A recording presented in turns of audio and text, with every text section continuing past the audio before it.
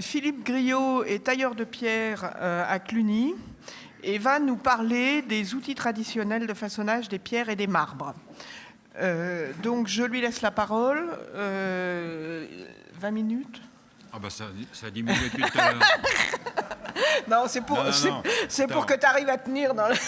Au début, c'était 35. Elle est d'une mauvaise foi totale. Hein. Tout à l'heure, c'était plus que 25. Non, mais je te dirai quand tu n'auras plus que 5 minutes. D'accord ? D'accord. Donc, bonjour à tous, pour ceux que je n'ai pas salués. Alors, le travail que je vous présente, je l'ai intitulé « Outils traditionnels de façonnage des pierres et des marbres », parce que c'est une investigation de l'ensemble de la chaîne, c'est-à-dire de l'extraction au produit fini. Alors, pourquoi j'ai fait ce travail ? C'est grâce, encore une fois, à Anne Beau et à Gérard, qui m'ont interrogé sur pas mal de choses, plus les étudiants en archéologie que j'ai en stage souvent et qui m'énervent sans arrêt, avec toujours les mêmes questions et les mêmes affirmations. « Ah, ça, on a vu ça, c'est taillé à la laye ». Genre de questions qu'on me pose, alors que si on fait un constat en examinant un parement et qu'on constate effectivement que c'est de la laye, du taille endroit ou une broture, ça veut dire simplement que c'est l'outil sur lequel on a décidé de s'arrêter, sachant que la procédure, elle ne change pas. L'outillage que je vous présente aujourd'hui, c'est pas un étal de brocante, c'est mon gagne-pain. Donc je m'en sers pratiquement tous les jours, à quelques exceptions près, vous verrez. Je vais passer très très vite, puisqu'il faut aller vite, en privilégiant certains outils qu'on connaît mal ou peu ou pas du tout, puisque je suis les seuls à les avoir, par chance. Donc, à force de travailler la pierre, ça fait à peu près 44 ans cet été, et tout l'intérêt, je vous l'ai dit ce matin, familial, etc., qui me préoccupe tout le temps. L'outillage que je vous présente, il est plutôt axé sur le travail de la pierre dure, puisque c'est plus dans mes traditions familiales, sachant que la procédure en pierre tendre est souvent très proche, avec quelques raccourcis parfois, pas forcément plus simples, et que la confusion aussi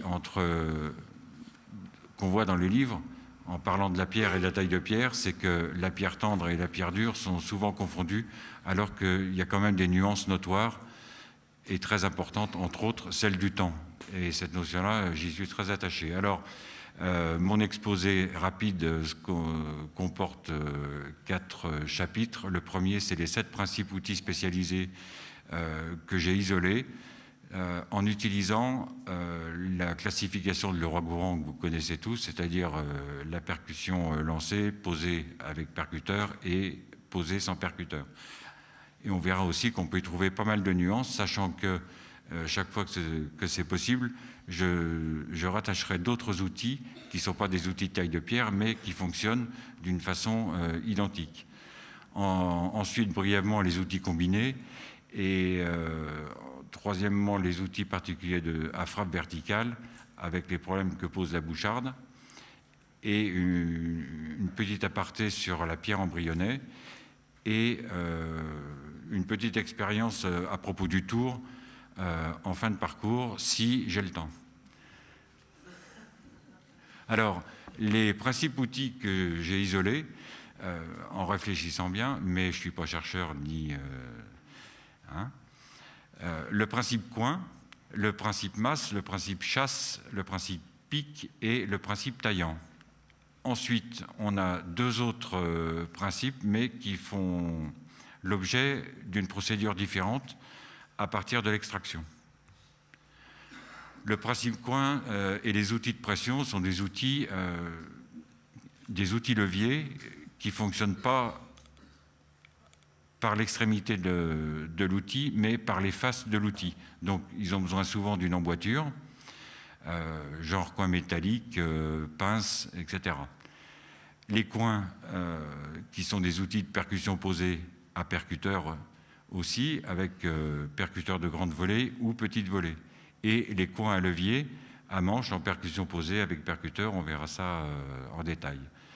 Donc la technique emboîture plus coin plus pression s'emploie principalement pour l'extraction, mais aussi en atelier ou sur le chantier pour des phases de taille rapides de sectionnement par exemple. Mais ici, on a la chance, et vous le verrez demain à la carrière, à l'atelier de taille, la mise en pratique. Je ne vais pas faire un exposé sur la méthodologie. Le principe coin, vous voyez comment il fonctionne, hein, sachant que cet outil-là fonctionne, comme je le disais juste avant, par une pression latérale de l'outil et non pas par son extrémité. L'extrémité du coin, je le précise, ne doit jamais toucher le fond de l'entaille, sinon il rebondit et il vous saute à la figure, ce qui est très désagréable une fois qu'on l'a expérimenté. Donc une belle photo de tranchage, et là vous avez des traces toutes fraîches à côté de l'atelier de taille pour ceux qui n'en auraient pas vu de près. Alors, les pinces de carrière, elles servent à l'extraction. Donc on a plusieurs types. Ce que je vous présente ici, les gros coins, je vais trouver ces gros coins-là qui vont avec les anneaux, font l'objet d'une installation que vous voyez en bas. Le coin est fiché dans son emboîture, l'anneau est passé autour et à l'intérieur, on fixe une pièce de bois avec un coin. Donc on a un levier absolument énorme. Donc ce système avec des pinces de carrière, comme je l'indiquais à titre d'exemple, si la pince de carrière toute seule avec une poussée de 70 kg, c'est à peu près ce qu'un homme bien portant peut exercer sur un levier quand il est en forme, avec une pince de 23 kg, ça donne une poussée de 2 tonnes 100. J'aime bien relier les puissances des outils avec l'outil lui-même. C'est quelque chose qu'on voit peu et dont on se rend peu compte quand on ne l'expérimente pas, mais ce sont des calculs très sérieux faits par des gens très très sérieux. Alors, un autre système de levier avec extension du levier, c'est la bourrique. Ça s'appelle comme ça parce que j'ai découvert cet outil lorsqu'on a acheté notre carrière avec le tailleur de pierre qui allait avec. Et quand j'ai vu cet engin, je lui ai demandé ce que c'était. Il me dit une bourrique. J'ai dit bon. Donc il m'a montré comment on s'en servait. Donc on place un levier dans son emboîture, comme vous voyez sur la photo. La bourrique est suspendue à l'extrémité du levier, donc on a une extension de levier et on charge avec de la pierre mureuse, 100, 200, 300 kg. Et c'est un système qui est complètement statique, c'est-à-dire qu'on l'installe et après on va boire un coup et on attend que ça se passe. Et en général, en l'installant le soir, juste avant de boire un coup, on a l'avantage de retrouver la levée dans laquelle on a placé le levier qui est soulevé, c'est-à-dire le banc à souffler, comme on appelle ça. Donc un petit calcul ici pour vous montrer la puissance de cet engin, en fait qui n'est pas très long, ça fait à peine 3 mètres installé. Je précise que si ça vous intéresse, je l'ai dans la voiture, si vous voulez le voir vraiment. Donc vous voyez que ce système chargé à 300 kg, ce qui ne représente pas un gros tas de pierres, a une poussée d'environ 13 tonnes en bas. Donc ça permet de lever ce qu'on ne peut pas lever à la main en poussant à bras. Alors, j'ai trouvé dans un livre d'Aléon Dulac, avocat en Parlement à la Cour de Lyon, une description de levier dont j'ai fait les croquis. Donc, il s'apparente à la même catégorie de ce que je viens de présenter avant, sauf que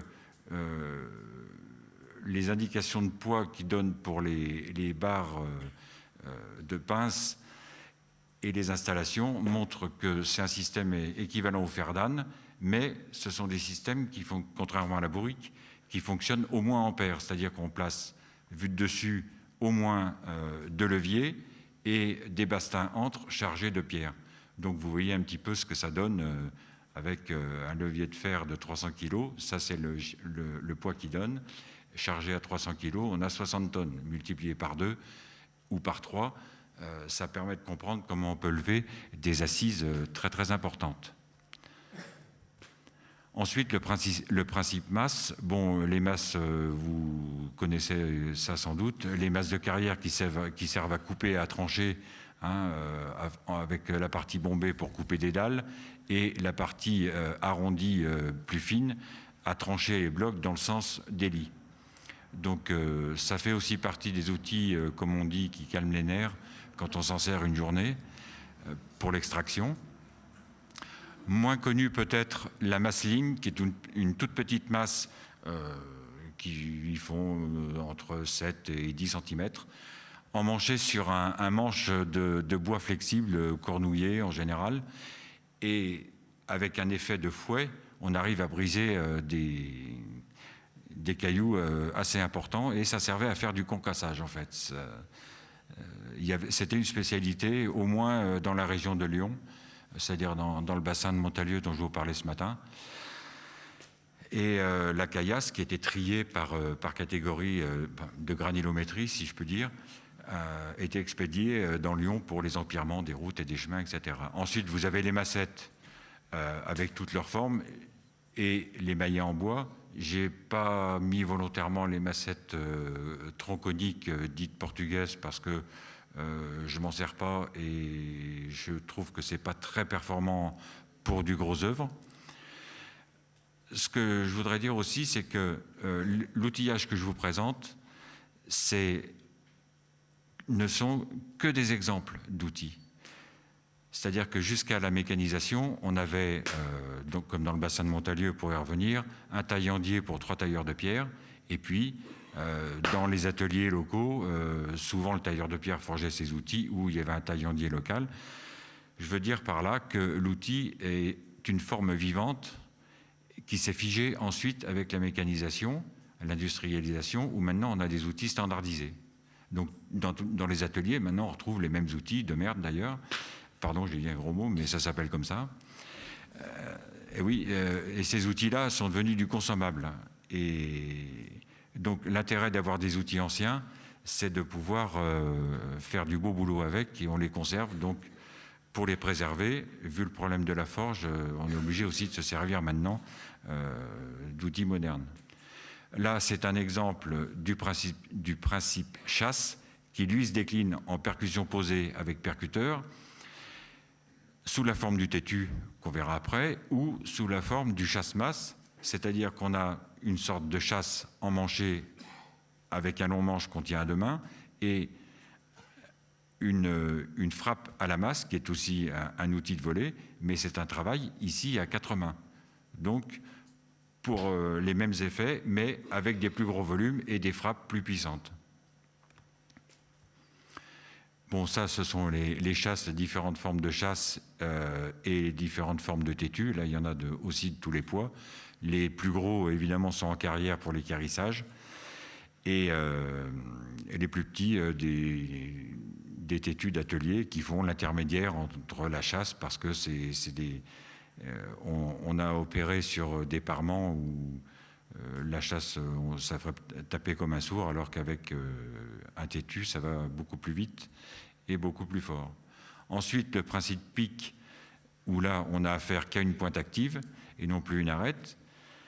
Alors, le pic, marteau, pointe, etc., ce sont des outils à la fois de taille d'ébauche et aussi d'extraction, puisque dans les bassins de pierre dure, pour extraire à la main, on est obligé par moment de faire des tranchées profondes dans lesquelles on met des coins pour pouvoir extraire.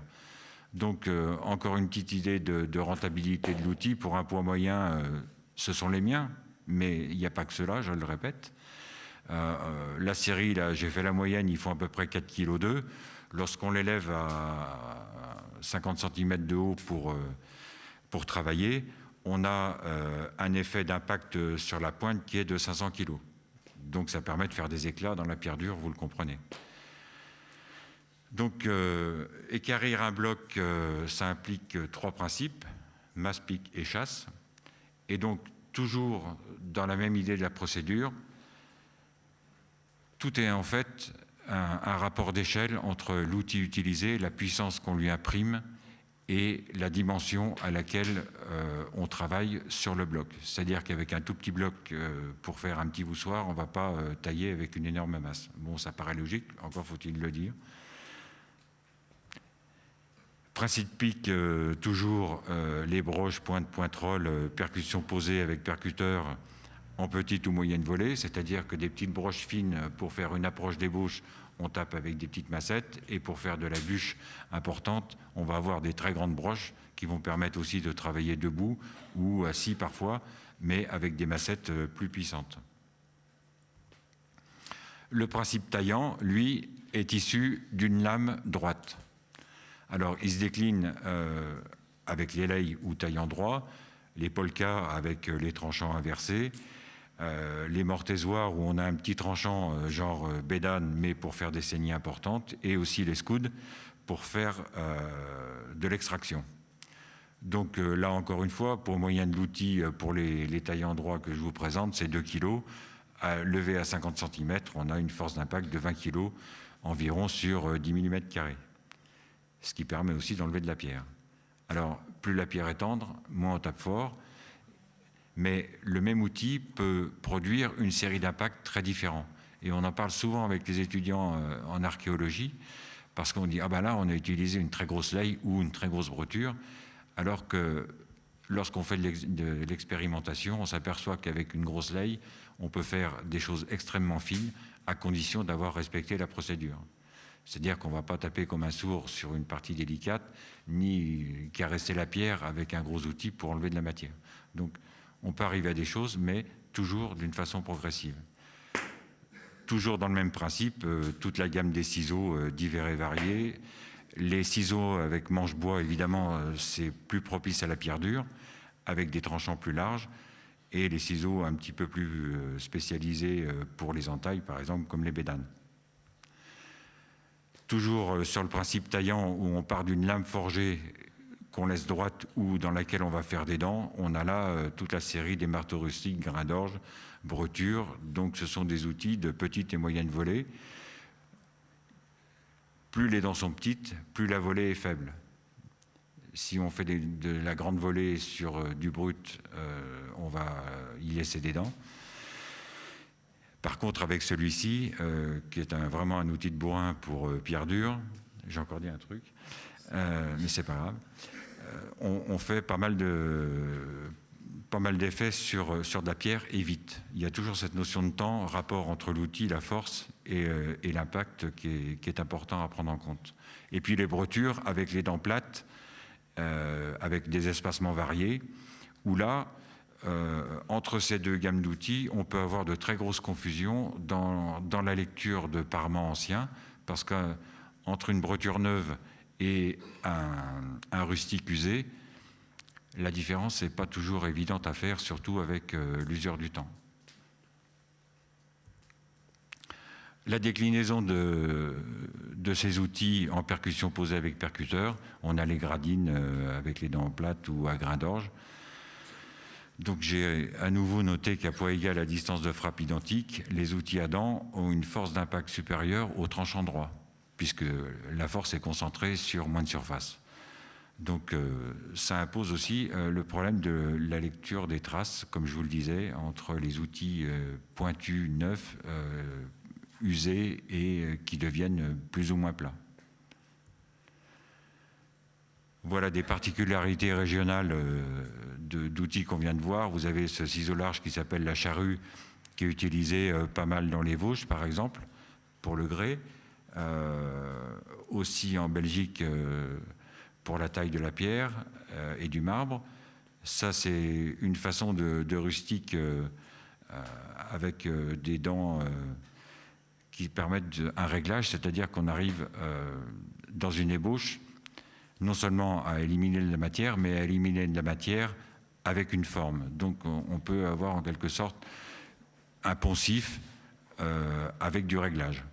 Et c'est plus facile à forger qu'un outil issu d'un tranchant droit, genre hache. Par exemple, ici, c'est un taillant droit dit bordelais. Spécificité locale aussi, une des spécificités locales. Donc j'ai indiqué ici que la taille s'arrête provisoirement. Pourquoi? Parce que à partir de l'extraction jusqu'au produit fini, tous les outils qu'on a vus servent à faire tous les parements que vous connaissez, et sûrement plus que moi, puisque vous avez sûrement aussi plus voyagé. mais la taille s'arrête avec des choix à la broche, à la laye, etc. Par contre, on a la deuxième solution, c'est l'extraction et le sciage. C'est-à-dire que là, pour obtenir des parements sciés puis polis, on peut passer par une phase de travail qui n'est pas possible avec des outils de volet, petites, moyennes ou grandes, mais avec des outils très différents comme la scie. Alors en ce qui concerne les pierres tendres, et là j'en parle pas, puisque les scies genre crocodile ou passe-partout sont très connus, on verra après qu'il y a des outils plus antiques et toujours très performants. J'en ai aussi dans la voiture si ça vous intéresse. Alors, c'est le deuxième outil bizarre que j'ai trouvé à la carrière.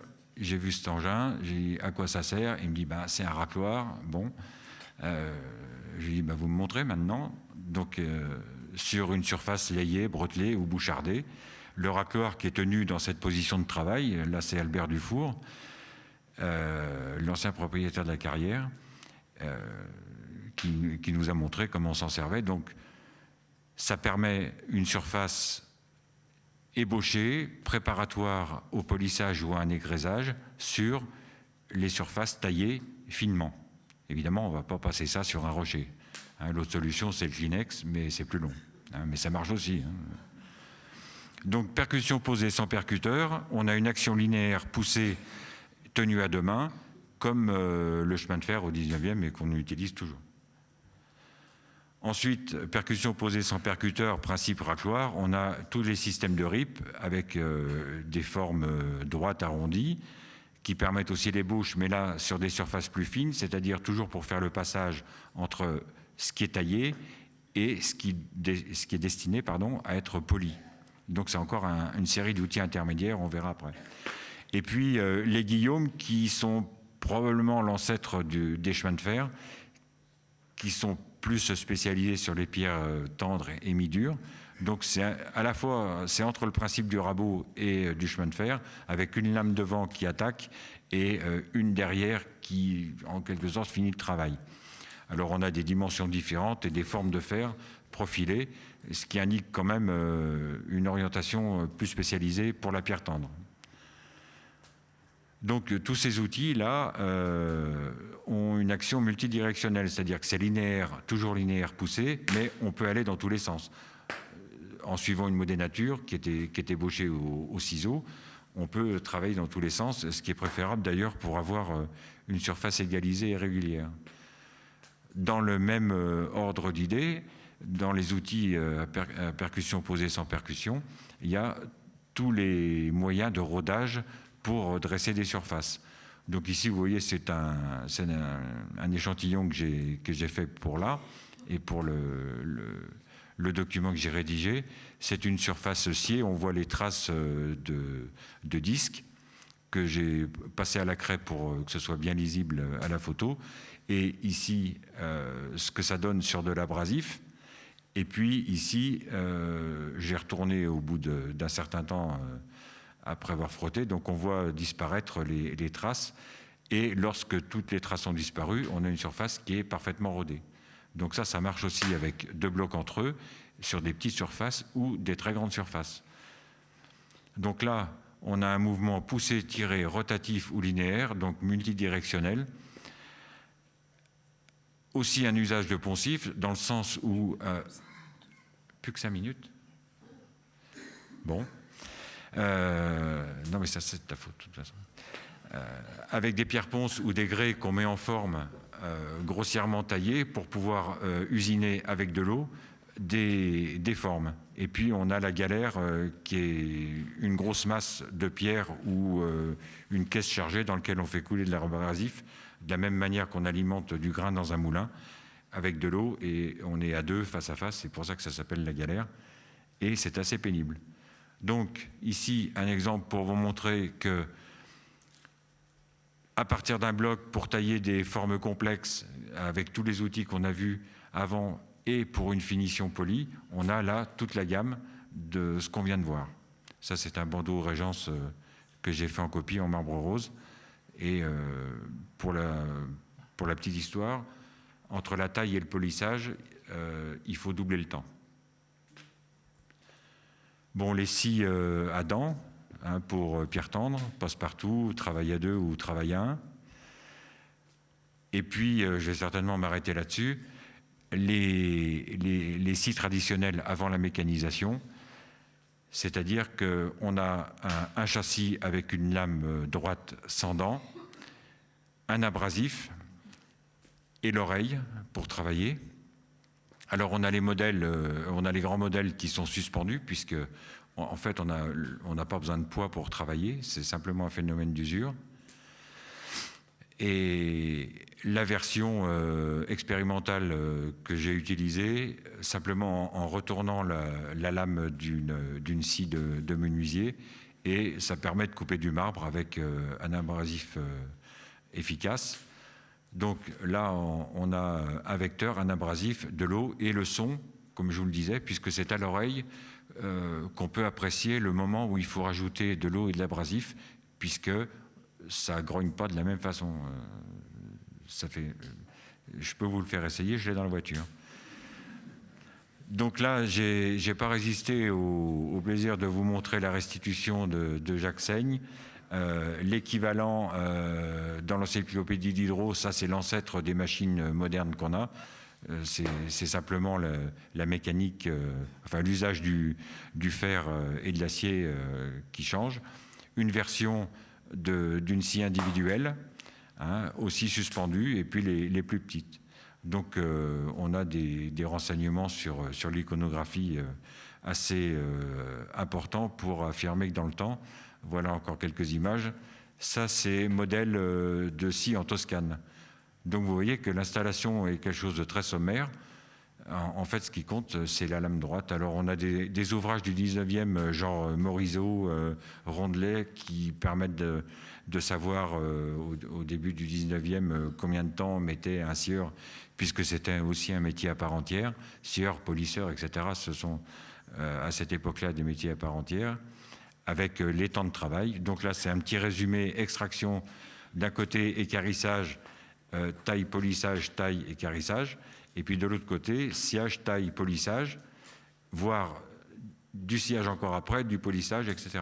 Sachant que sur des tranches sciées, c'est-à-dire ce qu'on ne peut pas obtenir par la taille et qu'on appelle du pelliculaire, on peut aussi faire de la taille, c'est-à-dire faire des moulures, des caissons, de la gravure, mais avec exactement le même outillage, sauf les outils de volet, vous le comprendrez aisément.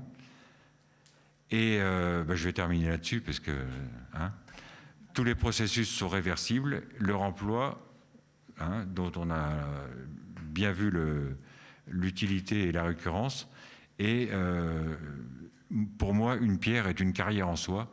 C'est-à-dire qu'un bloc utilisé à l'Antiquité, réemployé au Moyen-Âge, redémonté et retaillé à l'époque moderne, c'est toujours la même pierre. Et ça donne quelque chose de parfaitement indatable.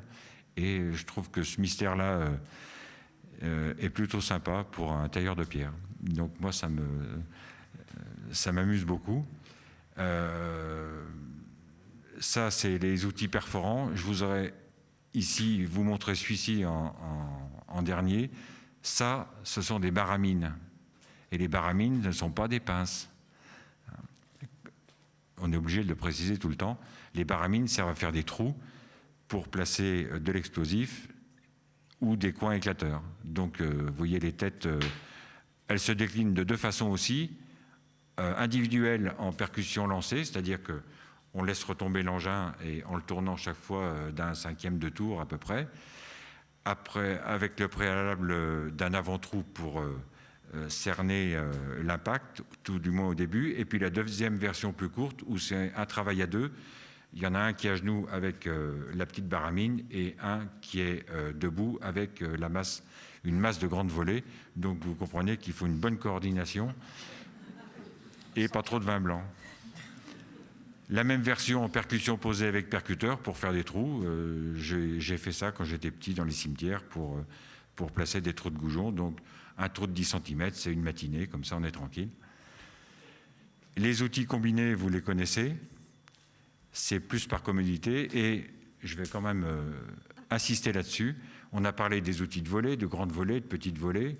en général, les outils de volet sont considérés à deux mains, sauf le tétupic de maçonnerie. J'en suis très fier, je l'ai trouvé sur une brocante, celui-là, cet été.